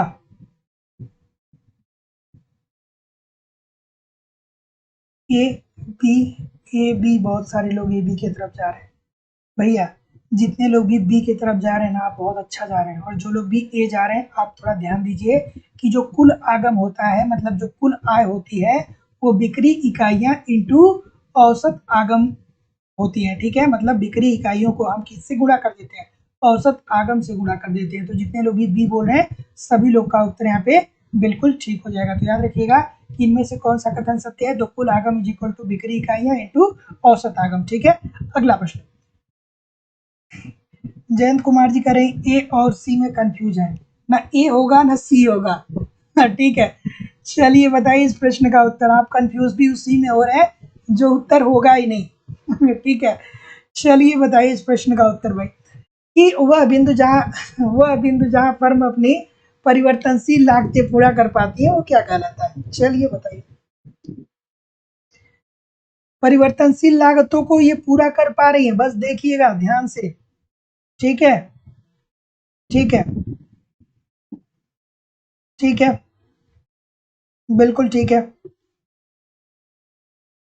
ठीक है।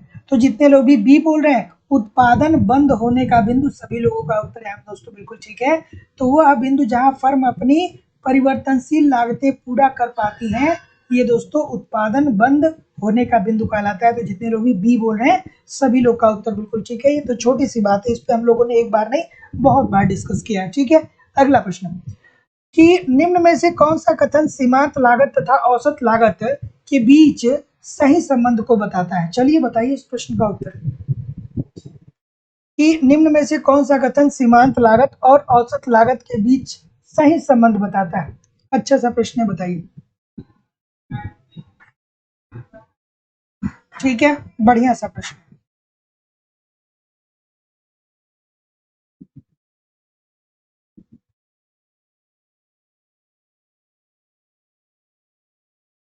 ठीक, बताइए।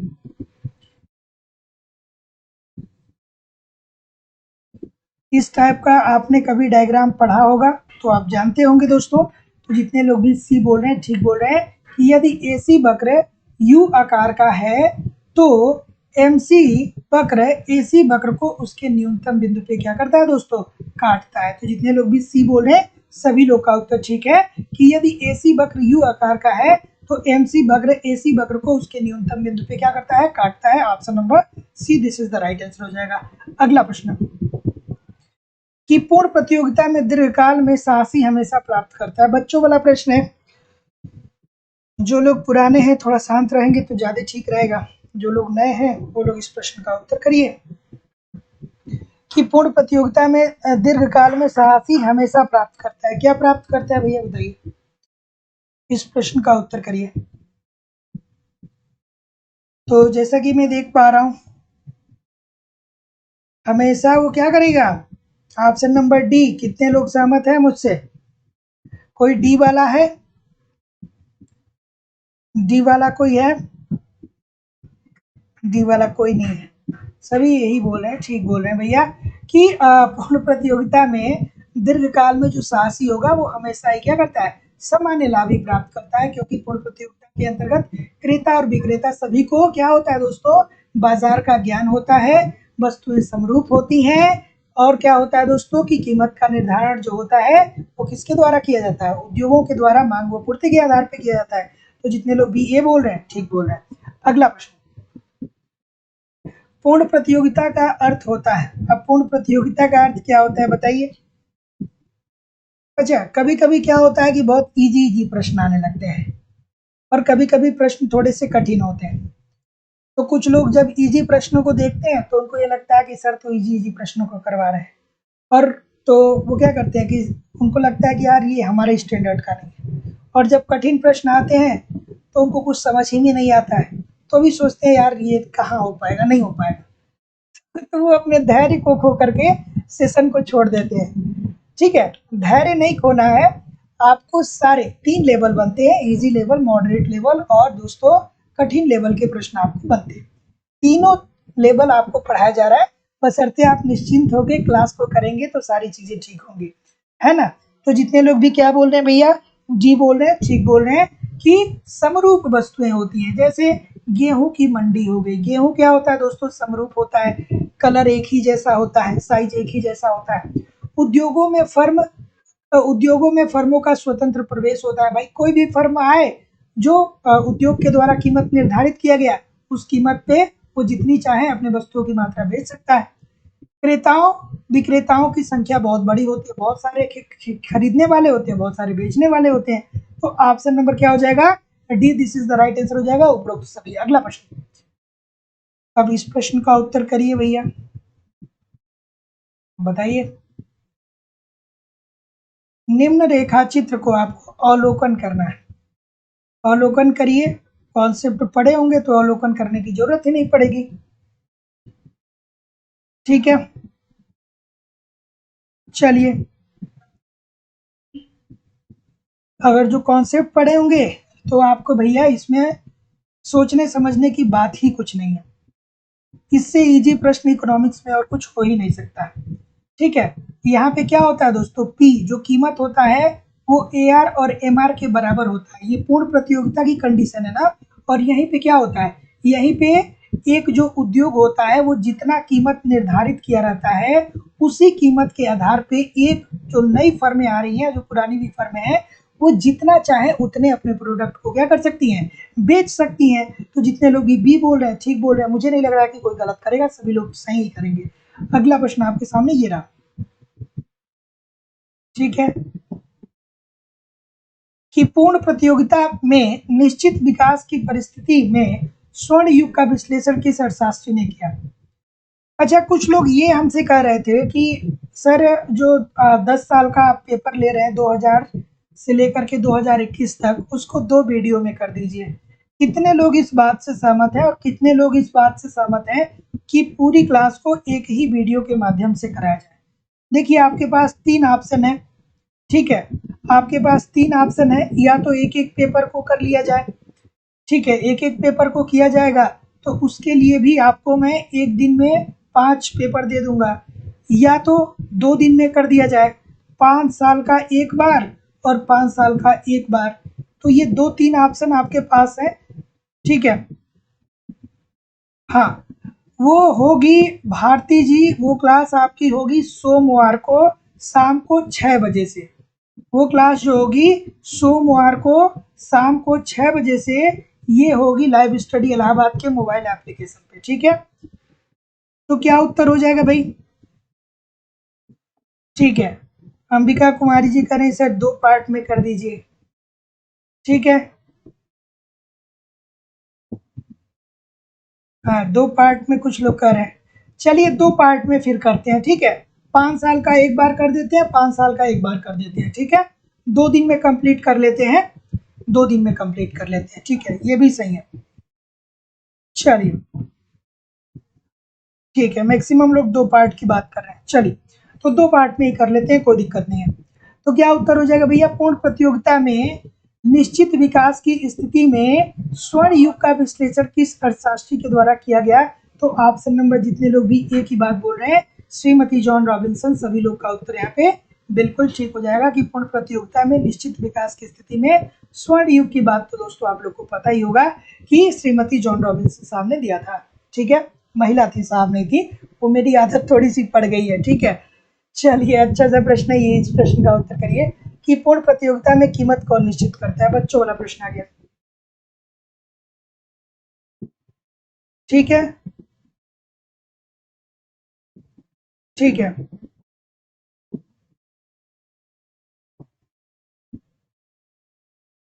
इस प्रश्न का उत्तर करिए।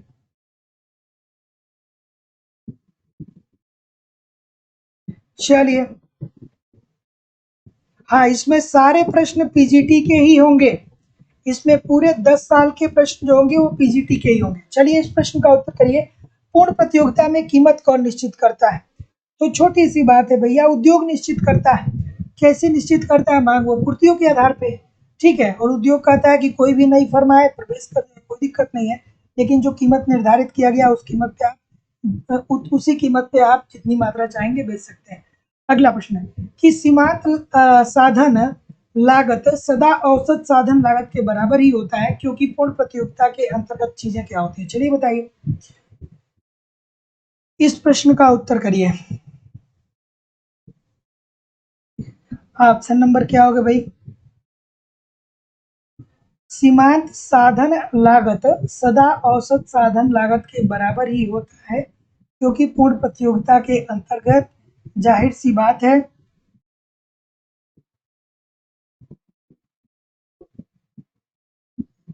2021 में लास्ट पीजीटी का पेपर हुआ था, तो 22 तक कैसे बनाऊंगा? ठीक है, 2021 को लास्ट पेपर हुआ था ना आपका पीजीटी का, तो 22 का कैसे बनाऊंगा? चलिए बताइए इस प्रश्न का उत्तर। कि सीमांत साधन लागत सदा औसत साधन लागत के बराबर होती है, क्योंकि पूर्ण प्रतियोगिता के अंतर्गत क्या पाया जाता है भैया? छोटी सी बात है, फर्म कीमत को स्वीकार करते हैं, न कि कीमत का निर्धारण करते हैं। कीमत का निर्धारण कौन करता है?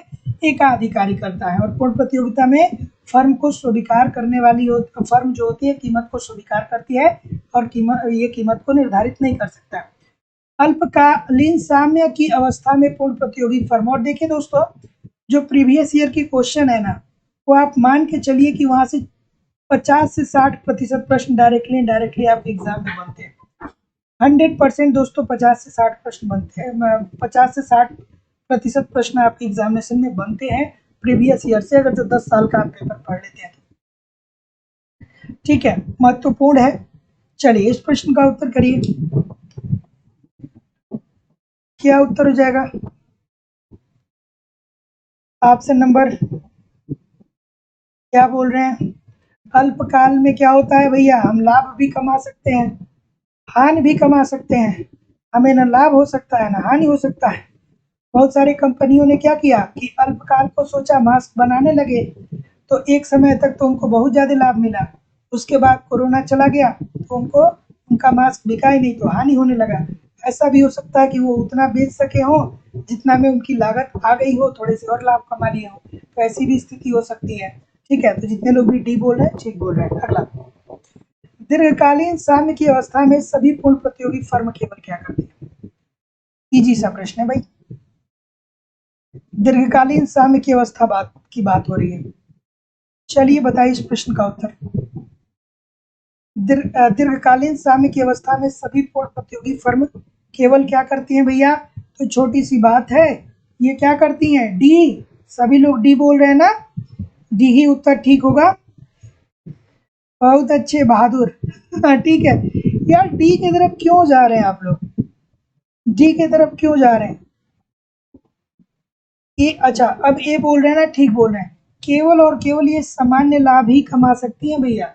दीर्घकाल में फर्में हानि नहीं सहन कर पाएंगी, क्योंकि भैया ये अगर जो हानि होगा ना, तो ये लंबे समय तक बनी ही नहीं रहेंगी, ये भाग जाएंगी छोड़ करके मैदान। ठीक है, तो और इनको अप्रत्याशित लाभ भी नहीं होगा, बहुत ज्यादा लाभ भी नहीं होगा, इसलिए कि बहुत सारे विक्रेता है। तो ऑप्शन नंबर ए हो जाएगा, सामान्य लाभ ही इनको मिलेगा। अगला, कि पूर्ण प्रतियोगी बाजार संबंधी कुछ विशेषताएं दी गई हैं, इसमें गलत आपको बताना है। पूर्ण प्रतियोगिता के संदर्भ में कुछ विशेषताएं दी गई हैं, यार बच्चों वाला प्रश्न आ गया। तो जितने लोग भी क्या बोल रहे हैं? डी बोल रहे हैं। कीमत पर महत्वपूर्ण नियंत्रण, बिल्कुल दोस्तों गलत है, क्योंकि कीमत पर इनका कोई नियंत्रण नहीं होता है। पूर्ण प्रतियोगिता के अंतर्गत जो फर्में होती हैं, वो उद्योग के द्वारा जो कीमत निर्धारित किया जाता है उसी के आधार पर अपने वस्तुओं को बेचती हैं। ठीक है, वो कीमत को बहुत ज्यादा बढ़ा या घटा नहीं सकती है। अगला, एक शुद्ध प्रतियोगी फर्म की पूर्ति अनुसूची अल्पकाल में निर्धारित होती है उसके। चलिए बताइए। चलिए इस प्रश्न का उत्तर करिए कि एक शुद्ध प्रतियोगी फर्म की पूर्ति अनुसूची अल्पकाल में निर्धारित होती है उसके। ठीक है,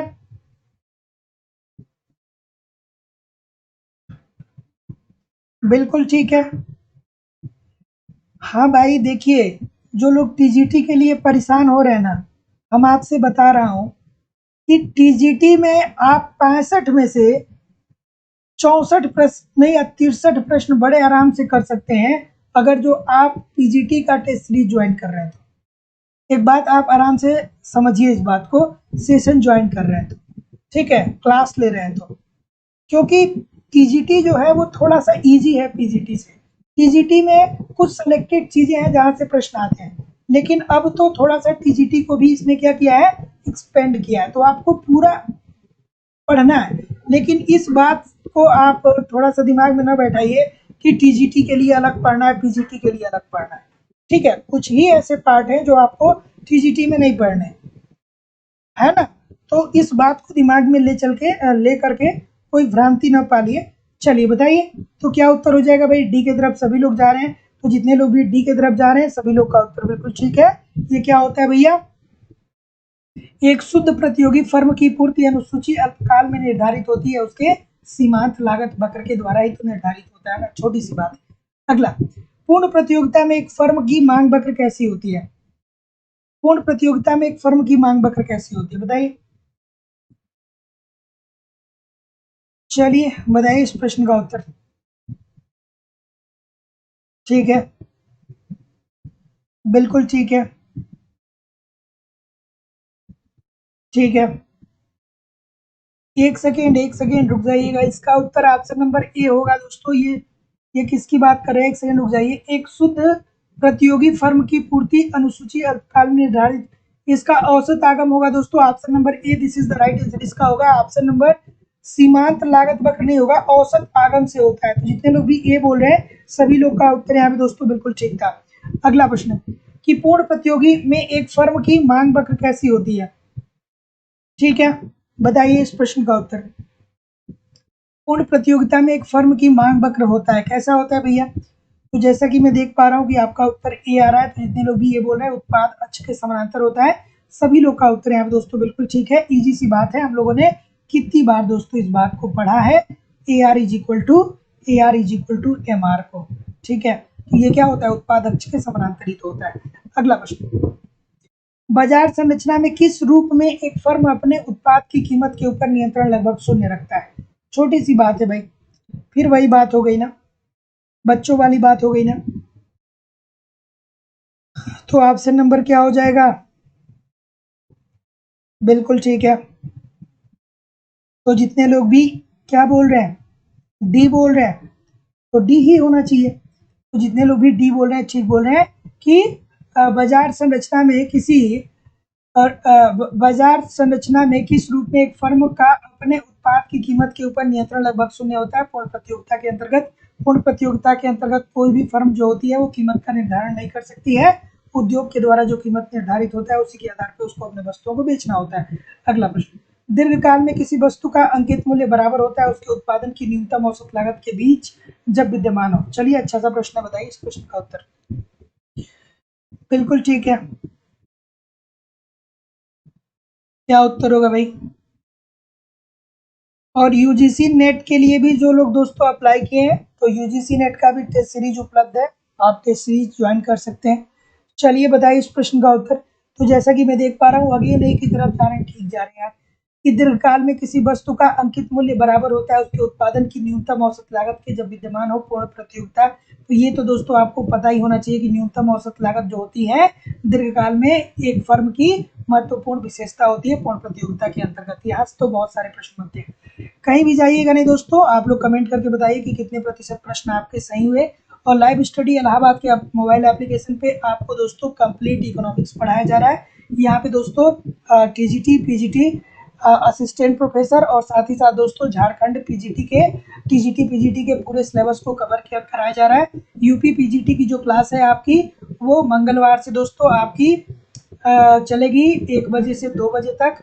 ठीक है, और झारखंड की बात करें दोस्तों तो 11 से 12 बजे तक। अगर जो लाइव आप नहीं ज्वाइन कर पाएंगे तो बाद में भी इन कक्षाओं को आप देख सकते हैं। तो दोस्तों लाइव स्टडी इलाहाबाद के मोबाइल एप्लीकेशन पे इकोनॉमिक्स के संपूर्ण कॉन्सेप्ट को पढ़ाया जा रहा है। साथ ही साथ दोस्तों आपको यहाँ पे बहुत सारे टेस्ट सीरीज प्रोवाइड किए जा रहे हैं जिससे आप अपना इवेल्युएशन कर पाएंगे कि किस तरीके के प्रश्न आपके एग्जामिनेशन में बनते हैं और आपकी तैयारी कैसी चल रही है। साथ ही साथ दोस्तों आपको यहाँ पे बहुत सारे मतलब इकोनॉमिक्स के सारे नोट्स भी प्रोवाइड कराए जा रहे हैं जिससे आप अपना क्या कर सकते हैं कि बार बार रिवीजन कर सकते हैं। और वैलिडिटी आप कोर्स आपकी लाइफ टाइम है, इतनी से एक बार जुड़ जाएंगे आप हमारे साथ तो तब तक बने रहेंगे जब तक कि आपका सिलेक्शन नहीं हो जाता है। आगामी जितनी भी परीक्षाओं हैं उन सारी परीक्षाओं को आप हमारे साथ रह के दे सकते हैं। एग्जाम करीब आएगा तो आपका करंट भी कवर कराया जाएगा दोस्तों। तो मैं जिम्मेदारी और विश्वास के साथ कह सकता हूँ कि कुछ भी दोस्तों छोड़ा नहीं जाएगा। सारी चीज़ें आपको उपलब्ध कराई जाएंगी, बशर्ते आप एप्लीकेशन पे सारी चीज़ों को उतना देखते रहिए, पढ़ते रहिए, टेस्ट देते रहिए, नोट्स पढ़ते रहिए, ठीक है। और यहाँ पे आप प्रैक्टिस करते रहिए। एडमिशन ओपन है, एडमिशन की फीस केवल और केवल दोस्तों 2000 रुपये है। तो 2000 रुपये आपको पेमेंट करना पड़ेगा इस नंबर पे 9415 863 873 पे। गूगल पे, फोन पे या पेटीएम के माध्यम से आप पेमेंट करेंगे और इसका स्क्रीनशॉट आपको इसी व्हाट्सएप नंबर पे सेंड करना होगा। कोई भी अगर जो आपके पास इंक्वायरी है तो इस नंबर पे आप मुझे कॉल कर सकते हैं या व्हाट्सएप मैसेज भी कर सकते हैं दोस्तों, ठीक है। तो इत्मीनान से एप्लीकेशन पे आप 1 घंटे 30 मिनट या 2 घंटे पढ़िए और साथ ही साथ दोस्तों आप यहाँ पे प्रैक्टिस किया करिए 1-2 घंटे। मैं विश्वास से कह रहा हूँ आपका कुछ भी दोस्तों छूटने वाला नहीं है, ठीक है। ठीक है, तो अब मैं यहाँ पे आपके कमेंट को भी पढ़ लेता हूँ। चलिए, Meenu Yadav ji, Tasneem Khan ji, Arunima Patel ji, Jayant Kumar ji, Devendra ji, Nirupama Singh ji, Neha Singh ji, Anish Pandey ji, Juhi Shukla ji, Rashmi Tiwari ji, Neha Singh ji, Chandrajit Yadav ji, Ali ji, Anish Pandey ji, Shobha ji, thank you very much everybody, Surendra Singh ji, Sohan Khurana ji, Sunita Tiwari ji, Renu ji, Afzal Hasan ji, Archana Srivastava ji, Anish जी, भारती जी, आशुतोष जी, अमरेश यादव जी, रावण कुमार जी, चंद्रजीत यादव जी, अनीता पटेल जी, वैभव सिंह जी, रीता कश्यप जी, पूनम जी, प्रभु जी, बबीता जी, वृष्टि जी, ललिता जी, सोनी शर्मा जी, अरुण कुमार जी, रत्नेश जी, रविंद्र जी, अश्वनी यादव जी, अरुण कुमार जी, बिंदेश जी, अनिल जी, रीता कश्यप जी, अनीश पांडे जी, ठीक है। Thank you very much everybody. हम लोग मिलेंगे कल शाम को 7 बजे, ठीक है। तो 7 बजे हम लोग मिलते हैं कल शाम को। तब तक के लिए आप क्या करिए दोस्तों, पढ़ते रहिए, आगे बढ़ते रहिए, जाते जाते थोड़ा सा वीडियो को शेयर करते हुए जाइए, लाइक करते हुए जाइए। नमस्कार दोस्तों, धन्यवाद।